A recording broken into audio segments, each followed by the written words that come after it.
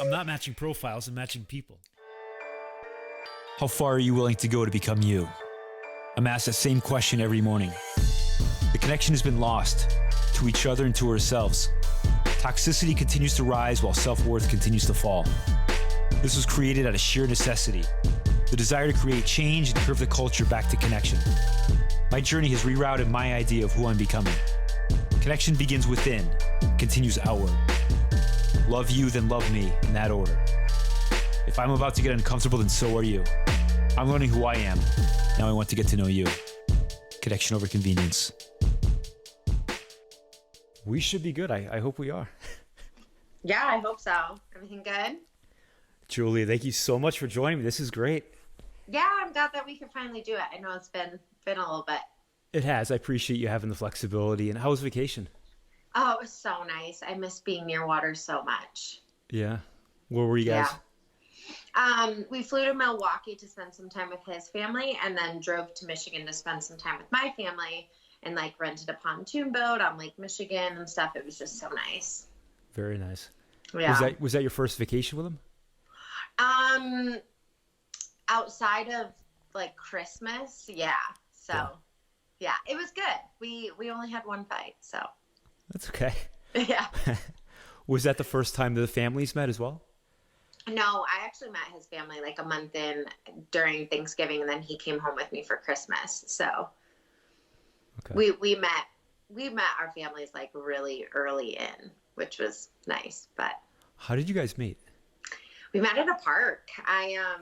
There's a park super close to both of our places, and I actually had just broken things off with your typical narcissistic douchebag and was like at the park walking around as my girlfriend bitching about it because this was like 2 days prior, and I saw Carl playing basketball and I was like, oh, he's super cute, just not thinking anything of it. And we walked by him and I made eye contact, thought he was going to come out to me, like he dropped the basketball, picked it up, made eye contact, walked away, and I was like, are you kidding me?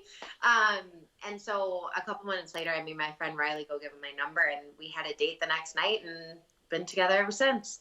Love it. Yeah. And I love it because it's a real story, not online dating as well. I know. We were both so happy that it wasn't like your typical, like we met on Bumble. Yeah. Mm-hmm. It's very interesting. I feel like I've been with you for the past maybe year and a half, kind of sitting with you through your journey. I love that.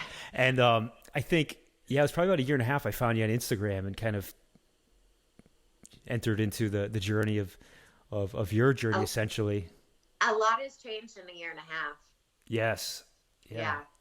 All good stuff though. So am I the minority? Is it the majority is female audience? 85% of my followers are women. Okay. Yeah. Which I'm like super pumped about. I feel that we're in a place where and you provide a very safe space for everybody. You put yourself out there as a very safe space. But today still, we lack connection. We have a fear of intimacy and vulnerability. Oh, yeah. And I think, men especially have that fear. And so it doesn't surprise me that your community, I guess I would say your community is predominantly females. Yeah. It's been really nice because there are a lot of creepy men out there. But it's just been really nice too. Like Carl's such a sensitive, like vulnerable soul. So it's been really refreshing to like have that. And my dad is very much that way too. So I've just grown up with really sensitive men around me. So I'm like thinking, this is how all men are. And definitely not. I would speak for probably everybody when I say we all love Carl. Everybody loves Carl. Yeah. It was so lovable. I love the video you guys did together where you both sat down and you answered questions with each other. Oh yeah. That was fun. That was great. He's hilarious. Yeah. He's a character. Yeah. People have loved him being on my page. They're like the best engaged posts are with him. And congratulations on hitting 100 and quickly going about 8,000 past that within like a couple of days. I know. I was like, okay. Like, I guess once you like pick up momentum, it just keeps going. So this whole thing, it feels like a journey of self-love. Everything that I've kind of been with you through this whole journey with you, but it feels like the journey of self-love. And it's interesting, even right to, and I was waiting for a sign of where to go today, because we could talk about everything and anything. And I know you've talked about very vulnerable, deep issues before of your past. But going so present as to about 25 minutes ago, you had a very interesting post about feeling very anxious, overwhelmed in your head now because you feel the pressure of posting because of how many people you have in your community. Yeah. It's just been really overwhelming. I feel like my following has just grown really quickly. And while that's so awesome, I'm so excited about it. It's also just like the pressure of being an influencer and having to say the right thing all the time. And especially now with like the current climate and, you know, COVID and Black Lives Matters, it's like you say one wrong word and you got over 100 DMs of people chewing you out. And so it's like this, you know, constantly reading over captions, like asking my friends, like, is this like, okay? Does this like, is there any way that somebody could like pick apart this? And they still do, which I'm kind of learning over time to just be myself. And I am going to say something wrong, and that's okay. That's the learning experience. And so hopefully, you know, over time, I won't be so like upset about it, but it's hard. I mean, you got a lot of eyes on you. You do, but you need to understand too, that all those eyes are on you because up until now, you've been you. You are Julia. And so you've never looked and said, I need to say this because I need to do this. You need to continue to be yourself. And I think that kind of brings everything today of what you've done is the journey to self-love and self-worth is owning who you are, being so comfortable with who you are that you just don't give a fuck what they say, as long as if you are being you. Yeah. And that's, you know, I continuously have to come back to, I've never done a post because I wanted somebody else to like it or to like give me attention. It's just, I want to share this with you. And like you said, like people have followed me and liked me and commented because of what I have to say. And I haven't been filtering it, you know, and I'm in a period now where I'm like, if you don't like me, that is where the unfollow button. Yeah. It's like, that's what the unfollow button is for. And people just love to be keyboard happy. And, you know, so you have to feel bad for them. You have to feel bad for people who are so hateful that they have time to, you know, make these comments and share their hatred with you. Or, you know, I mean, think about that. How miserable somebody must be in their life to have to go out of the way to take it out on you. Like I've seen some of the comments, some I haven't seen, but I've heard you talk about, and it's just. Yeah. And, you know, I get a lot of messages of people saying, you know, don't give into it. Don't talk about it.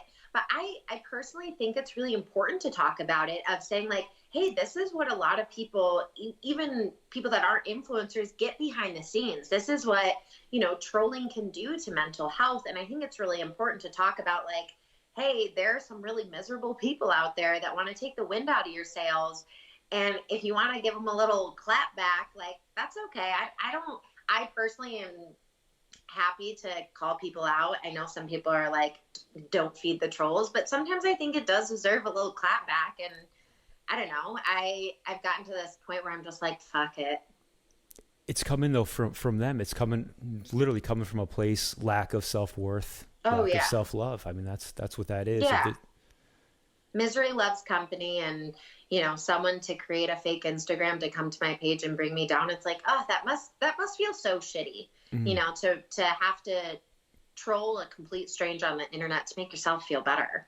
But wouldn't you be offended if everybody liked you? And I'm not saying you're going out of the way to make people not like you, but I'm always offended if everybody just liked me, then that tells me that I'm probably trying to cater to everybody to be liked.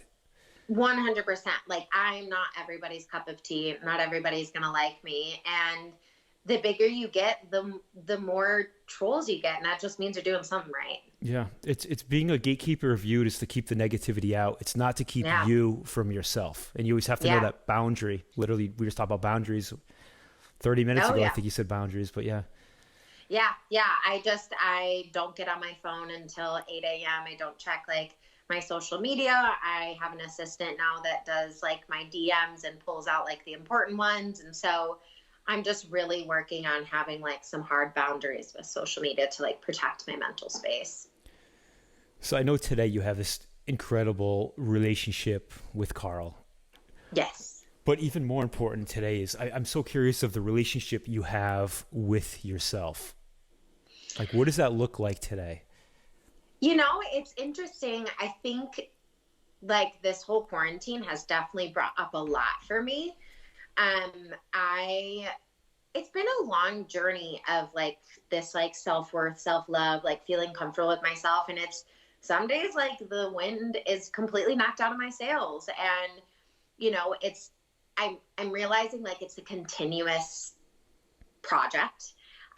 And there's definitely been a lot of stuff that has come up for me being in a healthy relationship and seeing like my codependency and my anxious attachment and seeing like Carl is giving me everything that I need and want. And I don't need to have these things. And it's all because of past relationships, past trauma, that stuff has come up. And it's been so nice to be able to actually work through that stuff and have someone like hold space and understand and not make me feel bad about being anxious.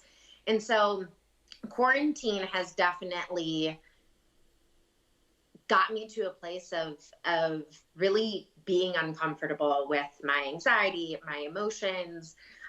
It's definitely brought up some more like body image issues for me. And I'm really apparent with that, you know, on social media, because I think it's really important to know that if you do have an eating disorder, if you have body image issues, it's not that you never, you know, you're recovered and you never have a bad body day. It's, you know, it's what makes you human. And I'm like really learning to embrace this, like, like not doing great right now, but like, that's okay. I've been here before. Just like giving myself so much grace and compassion. I can be really hard on myself and have some high expectations of, well, I've already worked through this before. And so now I'm trying to give myself some patience and grace and keep telling myself over and over that I'm fucking human. Like I tell my clients on a regular basis, but I don't tell it for myself. So, yeah, just I'm getting back into seeing my therapist on a consistent basis again and just making sure that I'm taking care of my mental health. But yeah, this period of time has shown me like a lot of shit that I still haven't worked on. This period has been where, you know, we've all had time where to either to dig deeper into distraction or to get away distraction for the first time in some of our lives, where we're able to spend time with ourselves and figure out a little more of ourselves. Because, you know, one of the biggest issues I see today is loss of connection with self. We don't have a relationship with ourselves. And so how can we have that with others? And we repeat the cycle over and over with partners. Oh yeah. Because we use all these things as distraction because it's uncomfortable. It's painful to spend the time with yourself, to have to work on what's, you know, those deep inner issues that have never seen, you know, been exposed to light before.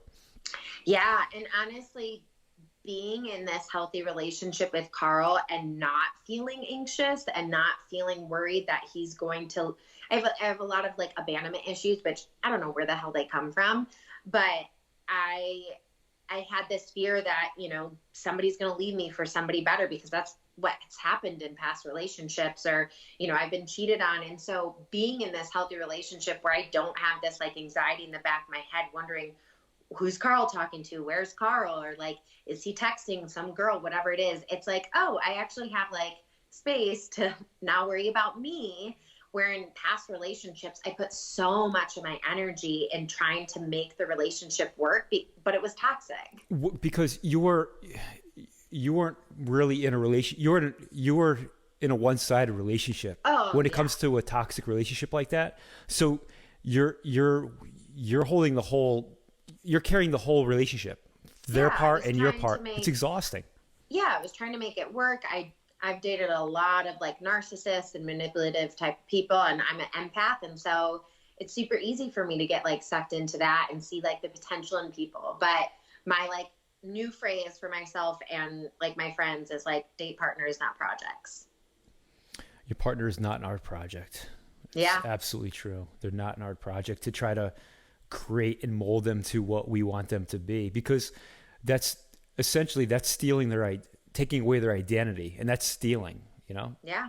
Yeah. So yeah, learning, that Carl and I are very different people, and we have, issues because we're human. But knowing that I just feel so secure in like the connection that we have, and secure in myself, that it just works, and it's just so refreshing. Well, you're not supposed to be like each other. It's great. And this is where some people get confused of interest and what you want out of life.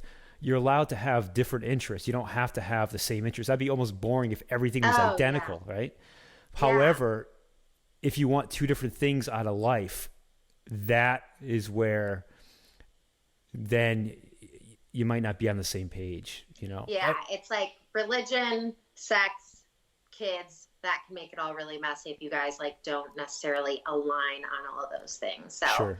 And don't confuse what I'm saying is you definitely want to live your own life. And that's the whole point is, and I say this over and over, I call it having a threesome to make your relationship last, but that's you never losing the relationship with yourself, continuing the relationship with yourself, right? To continue to grow. Carl doing the same on his own. And then the two of you guys come together as supportive of each other and whatever you guys are doing on your own. But that you need to breathe. You need to continue the relationship with yourself. You lose yourself in a relationship. And I'm sure this has happened multiple times in toxic relationships. Oh, I've seen myself, and then I come out of it, and I'm so disappointed in myself. And I've always imagined my parents have such a beautiful relationship and such a healthy marriage. And I'm like, why the hell am I dating people that are like so far away from this? And, it was the only shit I had to work on. So it's a void inside you that. Oh, I'm so avoidant with that type of stuff, but also anxiously attached. So I'm kind of both. The push-pull effect. Oh yeah. I love that. This is the healthiest relationship I'm sure you've ever been in. Absolutely. Yeah, 100%. And I think I've just gotten to a place where I feel comfortable talking about what I'm feeling. I've always been really fearful of telling men how I really feel, whether it's I'm angry or I'm feeling anxious and feeling a lot of shame around my mental illness of having anxiety and, my body image issues, and finally like owning like, no, this is my shit. Like we all have baggage, like, got to find someone that's willing to unpack it with you. And I think I'm just at this place where I'm like, if someone doesn't like that I'm going to be mad at you, or if I'm feeling anxious, like that's not the person for me. And like, please move along so like someone better can come into my life. And Carl is just so wonderful at like holding that space and like no judgment whatsoever. Yeah. Well, that is it. I mean, when you're in a partnership, it's supposed to be a no judgment, of open space, a free space to share and whatever you need to share without being judged. It's a supportive relationship. That's a real healthy partnership. Yeah. And I have not had those before. Yeah. So yeah, it's really nice to have. When you're in a toxic environment like that, you whatever you share, they'll use against you. Mm-hmm. And so and probably it was a roller coaster. You never know anytime you say something, what's going to happen. So you just kind of shut down. Yeah, and that's definitely like when my eating disorder it was bad just because I wanted to feel like I could control something. And so, that was my body. That was, me, what I was eating. And so I found myself in these relationships of men that like didn't give two shits about me, and me trying to make it work, and me trying to like be in this smaller body because I think that's what they want, and just it blowing up in my face. Mm. Yep. Over and over again, right? Yep. Until I finally learned my lesson, and then the universe sent me Carl. That is what it is. How long was your last relationship prior to Carl? So the guy I was kind of seeing before Carl we were never official, it was kind of like a fling. But before that, I didn't have a serious, like someone that I called my boyfriend for probably 6 years. So I had like flings, situationships up until then. Sure. Would you say those 6 years of this journey is really a time where you were able to stop to do the inner work instead of jumping to the next person to kind of use as a distraction from actually spending time with yourself? Oh yeah. I mean, and not to say that I didn't date douchebags. Definitely did.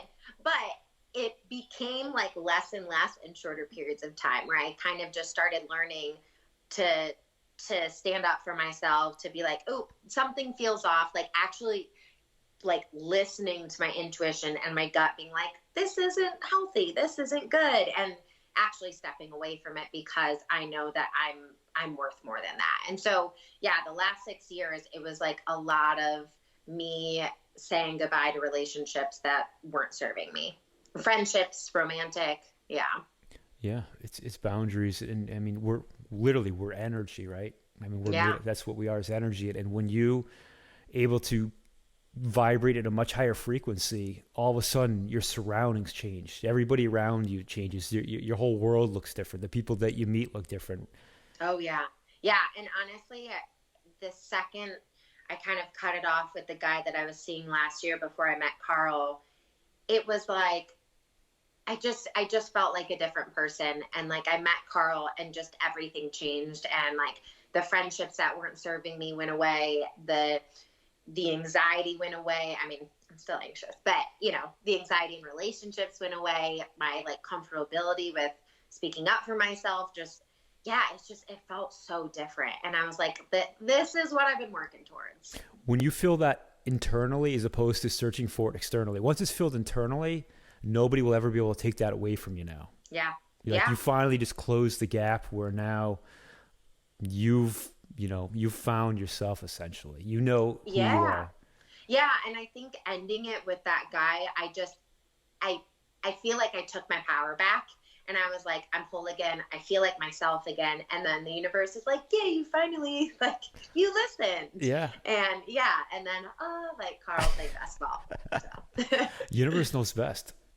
Yeah. We just don't listen. She tells us over and over again, right? And she'll keep getting louder and louder and screaming at us. And it's going to repeat until we say, you know what? I get it now. And all of a sudden, consistently sending me tests. Yeah. And I kept failing. What were some of the things that you did to work on mindset and kind of rewiring your brain? I'm always curious of who people like to go to listen to understand, to read about. I mean, I love Brené Brown. Yeah. Brené Brown she helped me so much. The book Gifts of Imperfection were just, it helped me so much with my eating disorder. I think I read that kind of at the beginning of when I decided to like go through recovery, and just being vulnerable, like sharing your shit and like owning like this kind of dark part of you that I feel like we've all been taught to like kind of like stuff deep down inside and pretend like we're all strong and perfect. That just helped me so much. And I continuously have just read her books and now listen to her podcast. And honestly, my therapist is like a godsend. I've been with her for over 6 years now. I started seeing her when I was 24 and moved to LA and decided to go through like my eating disorder recovery. And now we just do virtual stuff. But I feel such a sense of comfort when I see her face, and she just knows me. And so, really working on like my thought patterns and watching my thoughts and not being so reactive has been really helpful for me. I'm a really impulsive, reactive type of person. And over the years, I've become less defensive, less reactive, because I take a second, I ground myself, I take some deep breaths, I ask myself, like, how do I want this situation to look? Like, do I want to react in a really aggressive, loud way? Has that served me? And that's just really helped kind of like asking myself, like, what behaviors can I do that are going to help me instead of hurt me? Because for so long I was doing things over and over that were hurting me and not serving me. And it just got me to a place of feeling so like, ugh, about myself. I always feel that's the ego and the insecurities that's trying to protect us, but it's not really protecting us. And so when we're able to take it and move it out of the way, and all of a sudden humility comes in and fills that spot, the world changes quickly as well. Yeah. And just being able to like name what I'm feeling it's so simple, but I do this with a lot of my clients, is like, I send them a feelings wheel and I'm like, start with just saying, I am feeling blank. Like, we don't take enough time to just validate our own emotions, and we feel so shameful about things that we feel. And, you know, emotions are universal. Like, we all feel things, and to deny that or be embarrassed about that, it's not realistic. And it festers, and it definitely festered in me. So, yeah. Do you find that all these things that you're talking about go deep down into intimacy and the relationships as well? Yeah, you know, from a young age, I just put a lot of my self-worth in finding a partner and being wanted, being loved. I mean, of course, we all want to be loved, and we want to feel like we belong, as Brene, you know, Brown says it. You know, it's just, I picked that first. I didn't think like, oh, let me love me first, and then I'll find the partner, and then I'll be happy. Or, you know, it was, I got to find this person and fuck the rest, because I hope that this person is giving me everything that I need. And yeah, that didn't work for me. And so it caused a lot of issues in my personal life. Love you, then love me, in that order, right? They have to love themselves before they can love somebody else. Yeah. And I've definitely been in relationships too, where, you know, both of us were kind of putting our self-worth in the relationship, and God, talk about pressure to make a relationship work. Like, ooh, that was messy. And you're 30? Yeah, I just turned 30 in February. Happy birthday. I mean, Thank you. You're only 30. I mean, just take a minute to think about that, though. You haven't even gotten started yet. You're so far. Everybody, you know, has this idea of the life timeline of where they're supposed to be. But meanwhile, you're light years ahead at 30 years old. Like, you have another 3 lifetimes. Like, you haven't started yet. This is what's incredible of where you are today, and yet you haven't even gotten started yet. That's what I love. I love the journey of life. Yeah, and honestly, like, anytime someone's like, oh, how do you feel about turning 30 or getting older, I love it. Like, honestly, the older I get, the better I feel about myself. And like, the 20s were real messy and, I mean, needed.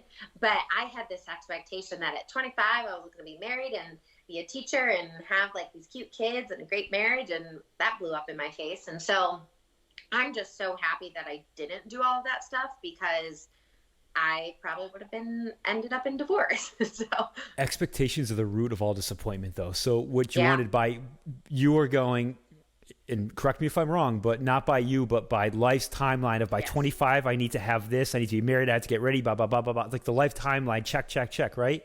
Yep. Yeah. But that wasn't probably living your life. You're trying to live somebody else's life. Yeah. And honestly, I think it was never the pressure of like my parents or anything like that. I think it was just growing up in the Midwest. You know, that's what everybody does. And so there were so many opportunities, like me deciding to not go into teaching, me deciding to move out of Michigan to California, and like continuously making choices that scared the shit out of me, but continually doing them. And it got me to the place where I am now. And I do have those things that I always wanted at 25 of a healthy, loving relationship. And yeah, we'll get married and have kids, and it'll be messy and wonderful, but it's just later than I expected, and I'm so happy it is. Stop on that, though. It's not later than expected. You need to flip the equation, and it's the mindset. You're actually earlier than expected. You're earlier in the game, because if you did that at 25, now you could be, say, 35 or 40.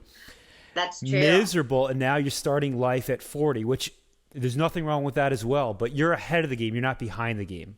So you need to flip that. Yeah, love that. Yeah. Yeah, life is great, isn't it? It's been crazy, honestly. And I'm really, really like proud of myself for where I've been, because I never imagined to be in the space that I'm in. I just had very kind of low expectations, I guess, for what I thought my life would look like. But I love how you get uncomfortable, because that's the only way to create change is to get uncomfortable, right? It's easy to simply exist and stay in this safe place where, you know, we just exist in life. It's almost like a flat line. You think about it, like when somebody's, you know, when they die, it's like a flat line. Like, who would want to live life as a flat line? To me, that's not fulfilling. No. And I had a relationship that was very much flat line. And I was like, okay, now I know what this would be like, and I don't want that. Yeah. Yeah. But it's also interesting that you know what it's like to be very roller coaster like, which is not a flat line, but it's also, I mean, I don't say equally as unhealthy, because it's not like a flat line is unhealthy. It's just not fulfilling. But I think you understand. Want mountains and valleys, but you want it in healthy doses. There you go. Thank you. Yeah. My thing is, balance is key. No extreme thinking or feeling. I'm very much a all or nothing type of person. That's why I was a binge eater and bulimic. It's either I'm all in or I'm all out. And so I know that I have that cognitive distortion. And so I have to really just bring myself back down. We're given one shot to live this life. It's you got to do it how you want to do it. Yeah. Whatever that looks, and that there's not a defined way of how it has to look. And in relationships too, there's not a defined way of what a relationship, aside from being a healthy relationship. Aside from that, it doesn't have to be a certain way. It's just how the two of you want to have that dynamic. And that's how you have to live your life as well. Yeah. And I'm just so glad that Carl and I are very aligned in what we want. Yeah. I love it. I love the story. I know. It's just, it was so wonderful. And it just hit me like a ton of bricks, and no games at all from the beginning. I was kept honestly digging, what's going to come up, man? What's going on? Because I feel like this is too good to be true. No, this is real life though. There's good men out there. There's good women out there. There's good people. There's amazing humans out there. Yeah. Yeah. I'm happy to be where I'm at. Yeah. What's next? What's? I feel like this year is going to be, I was really nervous about COVID and, work and everything like that. And luckily, I work in mental health. And so a lot of people are kind of like myself, are seeing a lot of shit being home alone and having their normal coping skills taken away from them. So luckily I've been the busiest I've ever been in terms of clients, which is awesome. I really down the line, I used to be a teacher. I love kids. I think they're so amazing because they don't give a fuck. They just say what they want to say. And then at some point the world tells them to shut up, and, then we all conform to what we think we're supposed to be, and kids don't do that. And so, I would really love to somehow work back into schools, whether it's working with administration or teachers on implementing body image work and self-esteem and self-love and self-care into the curriculum, because we're not teaching kids how to take care of themselves, and mental health is so important. And I used to work in Detroit, and the kids' mental health, it was just so sad. They couldn't learn because they were living in hostile, home environments. They weren't getting, dinners. They were coming to school without coats. And it's how the hell are you expecting kids to do well in school if, they can't take care of themselves? And so I would really love to somehow, whether it's create a curriculum or, go to different schools and talk about, taking care of yourself, showing up for yourself, and really working on your mental health starting at a young age. If I asked you what your purpose in life is, would you say that's your purpose? I feel like there's so many things that I could say, just because I love kids. I'm super passionate about eating disorders. I'm the Enneagram 3, the helper to a T. And I just think it's just helping people. I think it's just helping people take care of themselves, see themselves for who they really are, and really just feeling confident and accepting all of them. So however that looks, whether it's working in schools, whether it's coaching, whether it's on Instagram, it's just, I think, helping. It doesn't have to look like one or the other. It can be all in different ways. And I think, finding purpose it's a life journey of finding a purpose. It comes from life experiences. And it is the further you go, and you're I can keep saying you're only 30, wait till you're 35, till you're 40. You keep diving in. At least I know you're going to keep diving in deeper and deeper and exploring this world. So, yeah, a big goal of mine is to do public speaking. So have you done before? I've done workshops, events, and I've done some speaking gigs and stuff like that. But I would love to do a TED Talk. I've been putting that out into the universe that I want to do that. So instead of putting it out to the universe, you're gonna tell yourself you've already done the TED Talk, Love you've already done it. In your head, it's going to feel that you've already done it. And you're going to kind of, instead of asking, I want to be on TED Talks, you're going to tell the universe, I've already done TED Talks. Yeah, I love that. And then you're just going to go on, fill out the thing, let them call you, and hit the stage. Yeah. Yep. That's what I'm going to do now. So yeah, I love it. That's a big goal of mine for sure. I cannot wait to see this TED Talks. Me too. Yeah. Thank you. So what's the best way for everybody to get a hold of you? My Instagram name is Fit, Fat, and All That. And then you can either slide into my DMs, or if you're interested in recovery coaching or just want to check out my website, there's a link in my bio. I appreciate that. I appreciate you so much. Thank you for sharing your life with all of us.